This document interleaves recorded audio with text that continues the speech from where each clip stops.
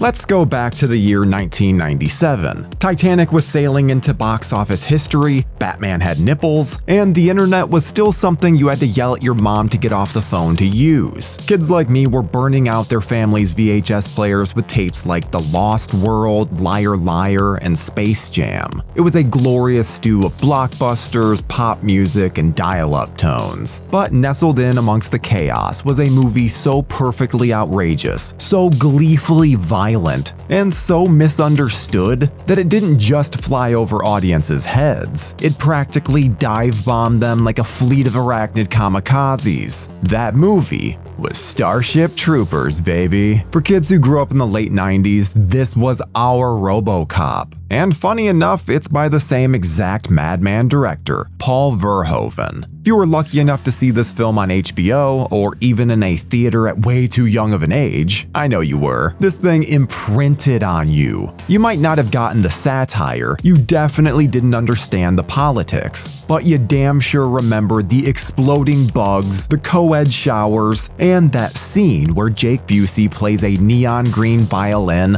like he's auditioning for an alien bluegrass jam band. So buckle in, troopers, because today on Horror Revisited, we're jumping into a movie that took America's obsession with war propaganda, shoved it through a meat grinder, and spit it back out as a blood-splattered, bug-stomping epic of satirical sci-fi perfection. And yes, it still rules. Today we're revisiting Starship Troopers. It's an ugly planet! A bug planet! A planet hostile to life!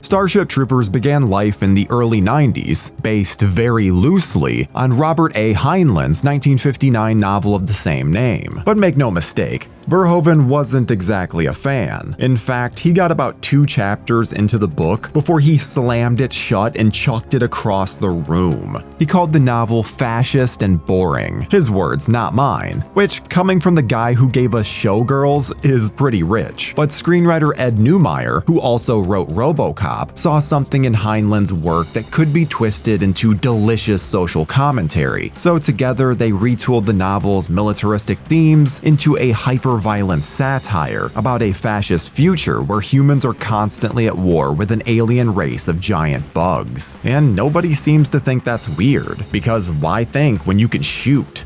Didn't they tell you, Colonel? That's what the mobile infantry's good for. I hope you're ready for more. Production on the film kicked off with a modest $100 million budget and an aesthetic that was basically Nazi propaganda meets Beverly Hills 90210. The casting was genius in its blandness. Casper Van Dien as Johnny Rico? Perfect. He looks like the kind of guy who should be on a recruitment poster. Denise Richards as an intelligent pilot? Neil Patrick Harris in a Gestapo trenchcoat giving orders with psychic brainwaves? That's not Doogie Howser, that's Doogie Goebbels. And then there's Michael Ironside, the man, the myth, the chin you could sharpen knives on. Playing Lieutenant Rosick, he's basically your grizzled war uncle if your war uncle also taught Splinter Cell night school and had his arm bitten off by a bug before calmly lighting a cigar and saying, meh, happens. Ironside elevates every scene that he's in. He looks like he was born in a bunker and raised on live ammunition. Every line he delivers sounds like gravel mixed with gunpowder. The man was so tough, Verhoeven had to literally remove his limbs in the script to make him more vulnerable. That's star power, baby. Everyone fights, no one quits. You don't do your job, I'll shoot you. You get me. Verhoeven doesn't ease you into the world of Starship Troopers either. He chucks you headfirst into the chaos, starting with a live TV broadcast of a news report that turns into a full-on war zone, complete with soldiers being ripped in half by alien pincers and a cameraman who keeps filming while literally being eaten. Journalism ethics? Never heard of them. Then we flash back 1 year earlier, where everything is sunshine, high school football, and math classes taught by, who else? Michael Ironside. Because nothing says futuristic fascism like a teacher with visible war wounds asking teenagers if they understand the failure of democracy. The movie moves fast. 1 minute, Rico is awkwardly professing his love to Denise Richards with all the emotional depth of a Facebook poke. The next, he's joining the mobile infantry, where the motto is, "Come on, you infantry!" Basic Training is a highlight reel of absurdity. People getting blown up in simulated combat, Doogie Howser performing mind-reading tricks on ferrets, a co-ed shower scene that somehow manages to feel both gratuitous and progressive. And let's not forget drill instructor Zim, played by Clancy Brown, aka Mr. Krabs, who breaks a recruit's arm with the same energy that you'd use to correct a dog's bad behavior. This whole section plays like a recruitment ad written by someone who just finished binge-watching Full Metal Jacket during a sugar crash, and it's all by design. You once asked me for advice. Want some now? Yes, sir. Never pass up a good thing.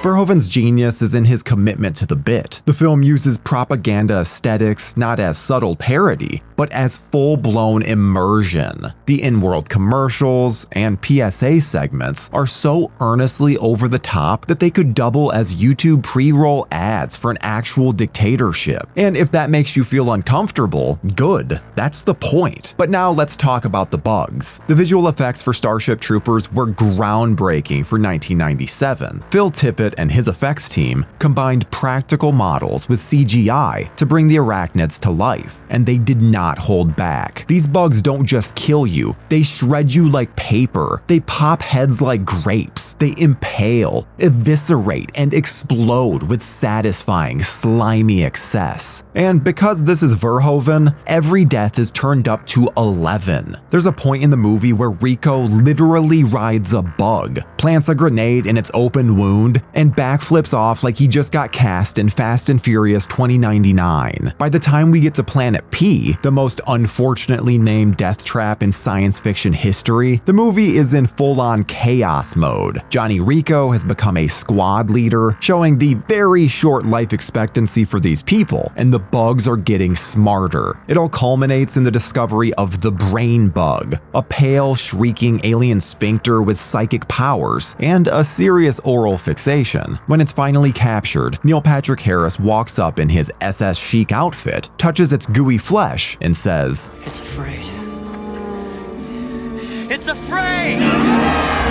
It's a moment of eerie triumph that's supposed to be horrifying, and yet everyone cheers.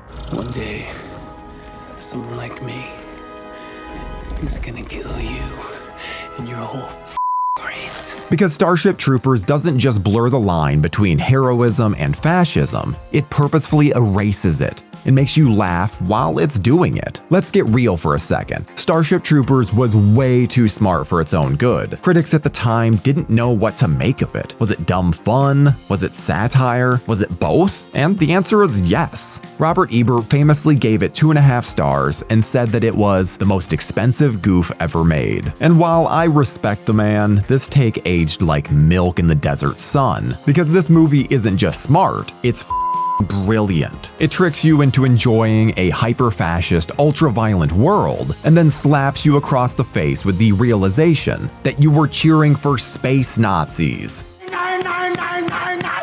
It's one of the few sci-fi films that manages to be both a total blast and a brilliant piece of satire. It wasn't just entertaining, it felt rebellious, like a movie that wasn't afraid to throw gallons of blood and goo at the screen just to make a point. And as I got older, I appreciated the genius behind the propaganda-style structure, the commentary on military authority, and Verhoeven's ability to make the absurd feel disturbingly familiar. I doubt anyone here would recognize civic virtue if it reached up and bit you in the ass.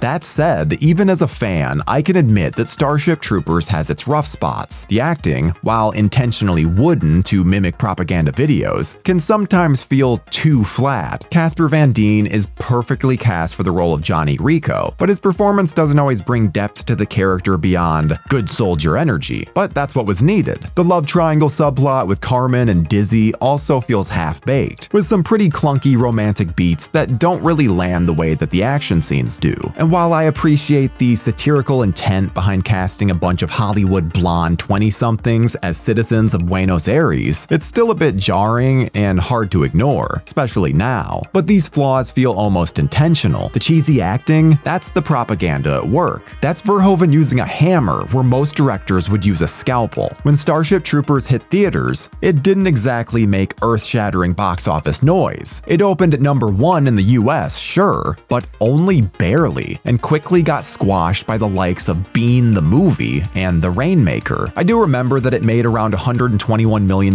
worldwide on a $100+ million budget, which isn't technically a bomb, but it certainly didn't deliver the kind of numbers that Columbia Pictures was hoping for. Shocking, I know. Critics were simply confused. The marketing had sold it like a dumb summer blockbuster. Bugs, guns, pretty people. People thought that Verhoeven was playing it straight, when really he was throwing a brick through the window of American war movies and giggling maniacally as he did so. Maniacal laugh.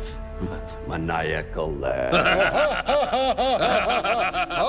So yeah, it didn't connect with the mainstream, but cult status? Oh buddy, that's where it thrived. And when did it gain that traction? Well, the holy trinity of late 90s media consumption, pay cable, rental stores, and home video really helped this out. Once this thing hit VHS, it was on. Every weird kid who wasn't allowed to see it in theaters suddenly had access to a world of topless shower scenes, Michael Ironside losing limbs like a Civil War patient, and literal brain sucking. And those cover boxes? Cue Mugadu's quote from Zoolander. Dear God, it's beautiful. It practically leapt off the blockbuster shelf. And then came the toys. Before we continue with our video, here's a reminder to click the Store tab on any of our JoBlo channels and browse our collection of the latest and freshest designs in our merch store. Go get you some. Oh yes, there was a Starship Troopers toy line, because nothing says fun for ages 5 and up like a movie where someone gets stabbed through the head by a giant arachnid. Galoob released a series of action figures and bug toys in 1997 that were genuinely awesome. You could get Johnny Rico, Ace Levy, all with weapons and interchangeable limbs. There were big, rubbery bug creatures with oozing slime and spring-loaded pincers. Every child's dream. The 90s were a weird time, when R-rated films regularly got toys marketed to kids. RoboCop, Alien, Terminator 2, and Starship Troopers would fit right in. Did it make sense? Absolutely not. But were we thrilled as kids to shove Rico onto the back of a plastic tanker bug and pretend that he was about to throw a grenade into its thorax? You better believe it. I had one of the bug toys, which felt like a Micro Machines playset, where the bug could fire a torpedo and the little plastic soldiers could fire back. Not literally, of course. This isn't Small Soldiers. All in all, this was peak 90s excellence. Fast forward to the 2000s and 2010s, and Starship Troopers started to get the love that it finally deserved. It got multiple home video releases, DVD, collector's editions, director's commentaries, where Verhoeven yells over Neumeier about fascism, and of course, the inevitable 4K release, where you can see every individual leg hair on the bugs, and every pore on Casper Van Dien's flawless face. Today it's celebrated at repertory theaters, analyzed in college classrooms, and memed endlessly online. I'm doing my part.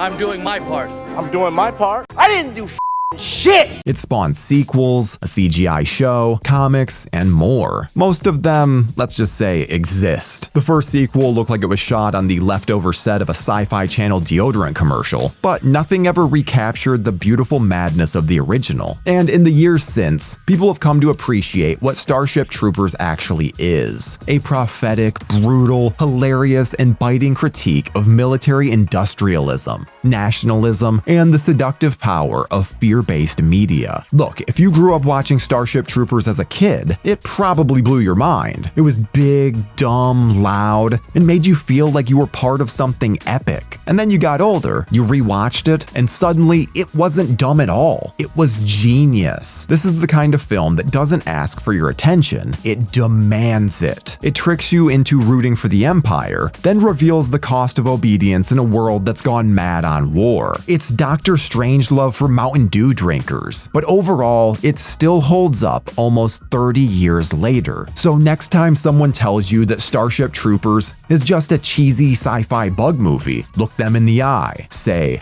I'm from Buenos Aires, and I say kill them all! Yeah! Oh yeah! Yeah! Oh yeah!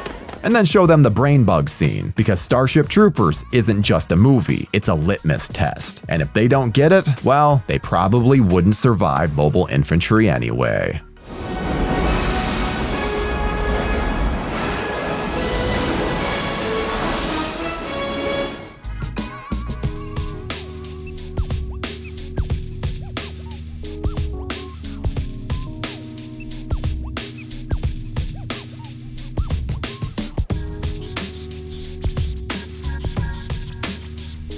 Thank you for clicking on our video, everybody. If you like what you saw here, please make sure you like the video and subscribe and share with your friends who like this sort of content. JoBlo was created by movie fans for movie fans, and we appreciate your support.